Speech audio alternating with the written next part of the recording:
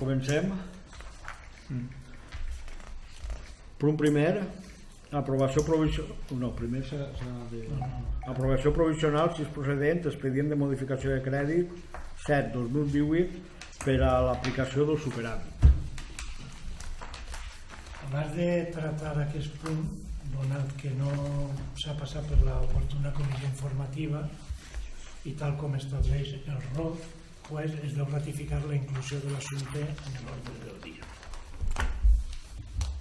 Entonces passem a votació És suficient la majoria simple. Vots a favor? Sí? Unanimitat? Doncs passem a tractar el punt. Tenim repartits, junt amb la convocatòria, la memòria preparada per la regidoria d'Hisenda i tanmateix la proposta d'acord.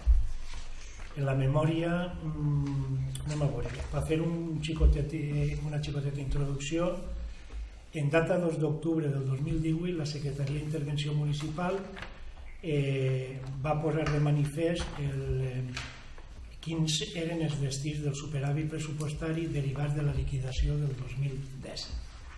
És a dir, el romanent de tesoreria per a despeses generals obtingut en aquesta liquidació deu destinar-se a una sèrie de finalitats. En aquest informe, que teniu també dins de la proposta d'acord de la regidoria d'Hisenda i emet el 2 d'octubre del 2018, s'indicava que d'aquest romanent de tesoreria la part del superàvit es destinava per a factures comptabilitzades pendents de pagament en aquella data, cert.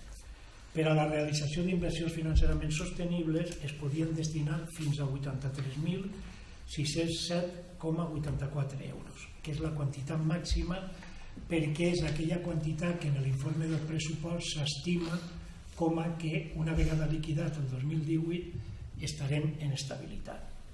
I per a l'amortització del deute, 126.986,91 euros, o bé el saldo que corresponga si es destina menor import a inversions sostenibles, més 27.322,85 euros que eixa sí o sí es té que destinar a amortització del deute perquè provene de la inexecució d'inversions financerament sostenibles de l'any 2010.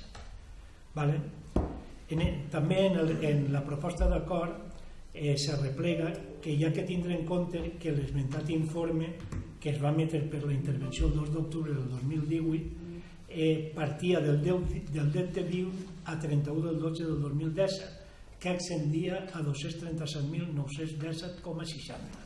A data d'avui, el deute viu de l'Ajuntament ascendeix a 220.923,48. Entonces, la proposta que fa la regidoria d'Hisenda és destinar tota l'aplicació del superàvit, primer, a amortitzar obligatòriament sí o sí els 27.322,85 euros d'IFS no executats i la resta, que serien els 193.000 euros, a amortitzar la resta del deute. En total serien 220.923,48 amortització del deute, i en aquesta amortització l'Ajuntament de Beniarjó cancel·laria la totalitat de la deuda que té en bancs. Passaria a ser deuda zero. L'informe d'intervenció obre també en l'expedient, crec que volveix passar, de que s'adequa a la legalitat i que per tant no tinc que formular cap de reparo respecte a l'expedient d'aplicació del superàvit. La proposta del regidor d'Hisenda, si vol... Antes, per a que tingueu en compte la teua autorització, les IFS no executades és perquè a posteriori de suplementar, de fer la modificació de crèdits per a l'execució de IFS, la conselleria, l'IBAZ en aquest cas, ens va donar més subvenció pels expedients que teníem entonces en marxa, a la qual va haver un canvi d'afectació i es van quedar costats per cert no executats. Entonces la llei diu que això és obligatòriament que ser per amortitzar el deute. Com bé ha dit el secretari interventor, després d'haver fet l'informe pertinent i tot, En aquestes dues partides on vam aplicar el que era l'aplicació del superàvit de l'exercici 2017, en la part que eren amortitzacions anticipades de restos d'IFs de 2017 són les partides que aplicaren, per deixar-vos una miqueta més clar, el que fora l'asfaltar del camí de la Galca, els parxios que van fer en el poble, que van ser 3, que un va ser a l'entrada del poble, que és on tenim la Redona de les Veles, l'altre va ser entre Beniarjó i Beniflà, el pas de Xàtiva, que diguem, l'antiga Massent de Proaval o Moral Llinares, i un parxeo que feren també a l'altura del carrer de les Escoles, que ahir davant de lo que és la Casa de la Música sempre donava el terreno a afonar-se. Una part era per el tema de lo que van fer en inversions en el polígon industrial i l'última per el tema de l'estació extra de càrrega. Per la part de l'amortització, en això, com bé ha dit secretari d'intervenció, quedarà tot cancel·lat, que podem dir que a partir del 2019, si els càlculs no ens fallen i crec que són els correctes, es podran disposar de, que és la part que li toca a Conselleria liquidar-nos per la part del préstec que encara ens deuen, de 92.000 euros. I aquests diners podran dedicar-se a fer inversions. I en el 2020 serien els 56.000 restants, que són els que queden pendents. I dir-vos que enguany sí que ens han aportat els 120.000 que era una de les terceres parts, que són les que faltaven. Bé, alguna intervenció més? Alguna dubte? No, d'acord, el préstec que hi havia era el que quedava pendent de la subvenció de la Generalitat de l'equipament de l'auditori, que va ser de 525.000, i sí, efectivament les aportacions de la Generalitat enguany són 120, l'any que ve eren 92 i l'últim any 58 en el que quedava finiquitat. Liquidant-lo ara en el superàvit és una part perquè així no ho disposa la normativa i l'altra perquè tenim les partides estes, bé, ja quan t'ingressen aquests diners ingressen lliures per a qualsevol cosa. L'únic que quedarà afectat la disposició del romanent serà la regla de la despesa i la regla de l'estabilitat pressupostària. Però a més mos hi ve de damunt que siga per amortitzar deute, evidentment, perquè ja no quedarà deute, ni per fer inversions financerament sostenibles podem fer les inversions a lo que quedarà més convenient de sentir que no som uns. Bé, doncs passem a la votació. Vots a favor, unanimitat. Passem al següent punt. Segon, això també el tindrem que ratificar. Tots els punts de la sessió extraordinària tenen que ser ratificats. Perquè no en fes les pertinents comissions. Segon, aprovació provisional, si és procedent, modificació ordenança fiscal reguladora de l'impost sobre béns immobles. Votem la inclusió en l'ordre del dia. Vots a favor? Unanimitat? Doncs passem a tractar el punt. La proposta del regidor Vicent, de primer tenint d'alcalde, també ha sigut repartida.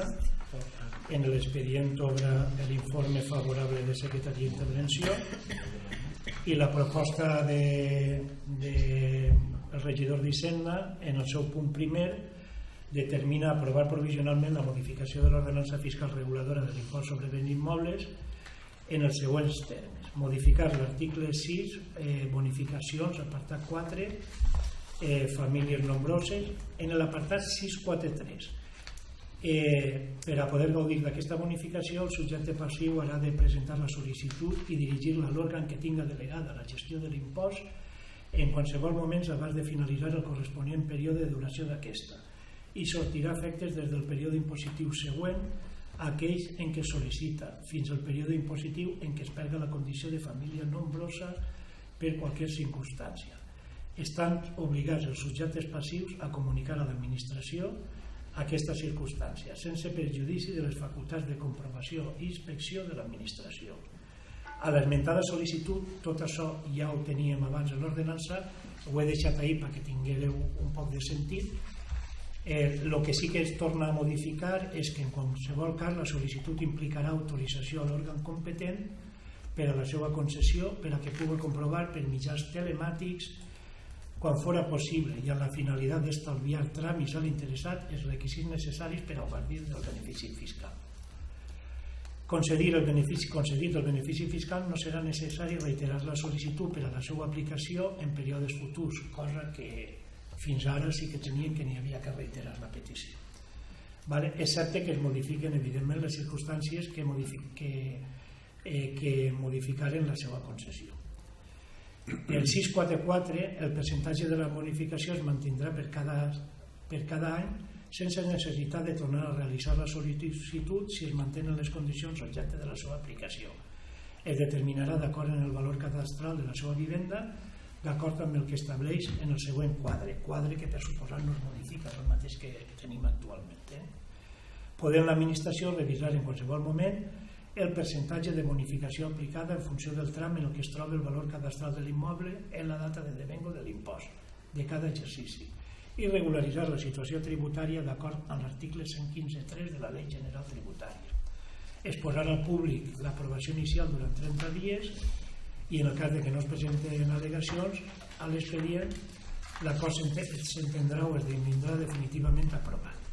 Anem a veure, les modificacions, ara ho comentarà el tècnic d'alcalde, és tan sols coordinar temes de devengo i de l'òrgan competent per atorgar-les en l'ordenança que té la Diputació de Recaptació, donat que aquest impost el té delegat, la gestió de l'IBI el té delegat la Diputació de fa anys, però s'han donat compte ara que la nostra ordenança entrava en contradicció o col·lisió en alguns preceptes de la llei. Bé, la proposta de la regidoria del tinent d'alcalde. Bueno, com bé ha dit secretaria d'intervenció, és simplement la gestió aquesta sí que la teníem ja designada en el que és la Diputació, el que és la gestió de recaptació. L'únic que ara, com s'han assabentat per lo que ve vinculat després, de que la nostra ordenança hi ha una espècie de poques diferències en el text de lo que són les normes i tot això. I el que han fet és adaptar-les a això, pel que vol que estigui adaptat i aquelles són les que recauden a el que són les bases, simplement és això. Bé, algun dubte, alguna intervenció més? Passem a la votació. Vots a favor? Unanimitat. Passem al punt tercer, que també es tindrà que ratificar.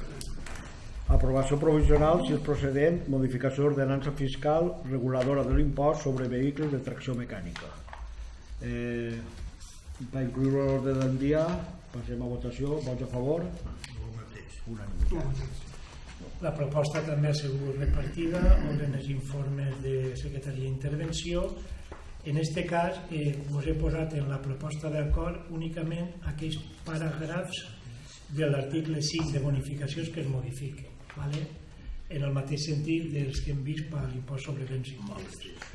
I respecte a l'article 6, exempcions, tan sols es modifiquen el primer paràgraf que teniu ahir, el tema de la documentació que es té que acompanyar a la sol·licitud s'ha mantès igual que el que tenim en l'actual ordenança, i també es modifica l'últim pàrrafo de l'article 6 que diu les esmentades sol·licituds implicaran autorització a l'òrgan competent per a la seva concessió per a que puga comprovar per mitjans telemàtics quan fora possible i amb la finalitat d'estalviar tràmits als interessats els requisits necessaris per a gaudir del benefici fiscal. Esta és, si recordeu, és la que aprovarem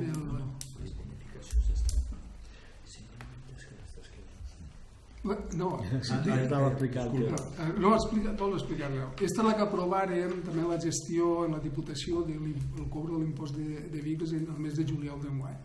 El que vos comentava, arrel d'això és quan han vist que l'altre ja tenia la gestió i és com us han dit, aquesta modificable i l'altra simplement és això. Alguna intervenció més, algun dubte? Passem a la votació.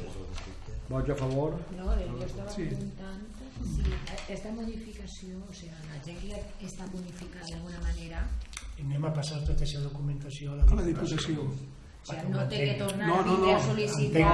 Entenc que no, És que ja ho tenen sol·licitat. Com- És que jo que sé, Creguem hi ha que una no, gent que no. estarà Però beneficiant-se... una cosa, en el cas de vehicles, crec que vehicles que tenen una exempció per minusvàlua, crec que tenim que renovar-ho tots els anys. Sí, però... Sí. Però a partir d'ara, Però ara- en aquesta modificació ho demanen i mentre no canvi Claro, Demanaran a l'administració No tindràs que aportar res més. De tota manera, municipal, tu eres tenies que vindre tu sempre. demanaran únicament que l'administració municipal en este cas Sí, certifique que són sí que és correcte. No, i en la de l'IBI crec que també hi ha que demanar-la tots els anys, no? Sí, la dic que també la família no. de família nombrosa, així no fa falta. Però si per exemple una família nombrosa ja la té a demanar, no té que vindre a tornar a demanar perquè ha canviat... Per això no, hauria de vindre perquè canviem d'any. Canvia la situació. Familiar, en este cas. A partir d'ara ja no té que vindre més, ja O sigui, una volta vindrà un any concedisca, i ja suposa que ja no... ja serà hasta que canvien les circumstàncies. Vale? Alguna cosa més? Passem a votació. Vots a favor? Unanimitat, entenc. Punt quart. Aprovació provisional, si és procedent, modificació ordenança fiscal reguladora de la taxa per prestació de serveis socioculturals, educatius i esportius. Passem a la votació de la inclusió a l'ordre del dia. Vots a favor? Unanimitat. Passem a... La proposta consisteix en rescatar el subapartat dins de cursos, tallers i activitats esportives dels cursos de pàdel i tenis, establint-se un preu de 25 euros més per a majors de 18 anys i de 20 euros més per a menors de 18 anys. Sobre este preu o esta tassa n'hi haurà un descompte del 25% per a aquelles persones que disposen del carnet o abonament de pistes al corrent en el pagament. I a continuació tenim repartit una sèrie de normes per la que es regularà aquests cursos de pàdel i tenis, tant referent al mínim d'alumnes per classe com al referent a la durada i duració de les classes i als pagos que es tenen que fer per l'assistència a aquests cursos. La proposta sorgís, s'eleva per part de la regidoria de festes, Emma. Bueno, pues com bé ha dit Juan, tenim intenció de donar classes de tenis i de pàdel, aprofitant que tenim, bueno, que està Noelia, que ha entrat a través del programa l'Empujo, que no me'n recordo mai, però vale. Entonces, bueno, com ha dit Juan, està destinat tant a pàdel i a tenis per majors i per menors. Els preus són 26 euros al mes per majors i 20 euros al mes per menors. En el descompte del 25% que s'aplica a les persones que tinguen el carnet de pistes es quedaria 20 euros pels majors i 15 euros pels menors. Una hora de duració de classe i 2 dies a la setmana. Després han ficat un mínim i un màxim perquè clar, són una sèrie de classes en les que tampoc pot estar tota la gent que vulguem. Així ho teniu, 2 alumnes per classe tant per al pàdel com per al tenis de mínim i màxim, ha consultat Noelia, que és la que les té que donar, el màxim de 3 alumnes per al pàdel perquè siguen factibles i siguen efectives, i en tenis un màxim de 4 alumnes quan són adults i fins 6 si són menors. Els abonaments són mensuals a través de recibos domiciliats, i igual que per exemple en l'Spinning per donar-se de baixa abans del dia 20 del mes i ja està, també n'hi ha poca cosa. Algun dubte, alguna intervenció més? No? Bé, el que modifica és, passen antes hi havia per 4 persones eren a 25 euros, per 3 persones era 30 i per 2 era 40. Això ara s'elimina, passen tots a 26 els majors, i sí que es queden com estan, que era 20, no? I s'aplica la bonificació del 25% a qui tingui el passe de pistes, per a majors i per a xiquets. Sí. A totes les persones que disposen de carnet, sí. Sí, tant si tenen el familiar com si tenen d'adults o si tenen de menors, vull dir, que tinguin el passe. Bé. Val? Passem a la votació. Alguna intervenció més, no? Passem a la votació. Vots a favor? Unanimitat, entenc. Passem al 5 i últim punt. Aprovació, si és procedent, proposta del Pla General de Beniarjó. Ratifiquem la inclusió en l'ordre del dia. Vots a favor? Unanimitat, entenc? Sí. I passem al punt. Una xicoteta introducció sola. La proposta ha sigut repartida. Dins de la proposta d'acord s'arreplega literalment els informes que ha emès l'equip redactor, obre també en l'expedient l'informe emet per el lletrat i obre també dins de l'expedient l'informe de secretaria.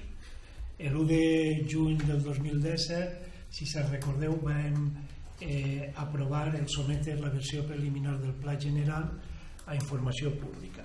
Arran d'aquesta informació pública van ser presentades una sèrie d'al·legacions i una sèrie d'informes sectorials. Les al·legacions, bàsicament, dins del termini establert a l'efecte, van ser 3.